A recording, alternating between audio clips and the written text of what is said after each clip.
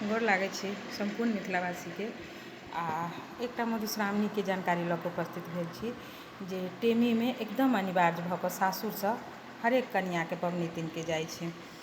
तऽ सब तऽ ओना जानिते हेबै, लेकिन तैयो होइ छै ने जे कोनो चीज बिसरि जाइ छै। जिनका नहि जानकारी हेतै तिनका लेल, जे जानैत हैब तिनका लेल ई वीडियो नहि अछि, लेकिन जे नहि जानैत हैब तिनका लेल ई वीडियो अछि। किएक तऽ बहुत लोक हमरा एखन मैसेज कऽ रहल छथिन जे दीदी हरेक विधके कनिक छोट छोट वीडियो बना दियौ जाहिसँ कि हमरा सबके करऽमे सजीलो हैत। तऽ धन्यवाद करै छियनि ओहि बहिन सबके जे हमरा चाहै छी आओर हमरासँ किछु जानकारी लेबऽ चाहै छी। तऽ एकटा छोट सनके जानकारी जे टेमीमे चाँदीके करछुल्ली बनिकऽ सासुरसँ जाइ छै। सासुरसँ चाँदीके करछुल्ली बनिकऽ धागामे लगाकऽ दै छै जे कनिआँ पहिरै छथिन। तऽ ओहि करछुल्लीमे जे काजर रहै छै से ओ काजर सासुरमे जे कोबर घर रहै छै आ पुरहरि पातिल जकरा हमसब कहै छिए ने, तऽ पातिलमे जे दीप जरै छै आओर ओहिके ढकनामे जे कनि कनि कारी लागल रहै छै तऽ उहे कारिखाके लोक खखोरिकऽ राखि लै छै आ उहे काजर पारिकऽ ओहि कजरौटामे धऽ कऽ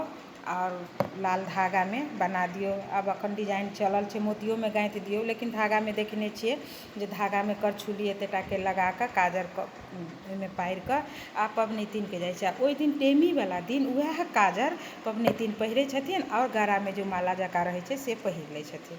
ई एकदम अनिवार्य छै। सबगोटासँ आग्रह करब जे ई जानकारी जिनका छलै तिनका लेल तऽ चलू कोनो बात नहि छै, जिनका नहि छलै तऽ ई जानकारी प्राप्त भेल अहाँ सबके। आ केहन लागल जरूर कहब। जँ नीक लागल तऽ लाइक शेयर कमेंट करब आओर अपन आशीर्वादके रूपमे एकटाके जँ चैनलके नहि फॉलो केने हैब या सब्सक्राइब केने हैब यूट्यूबपर जरूर कऽ देब। गोर लागै छी।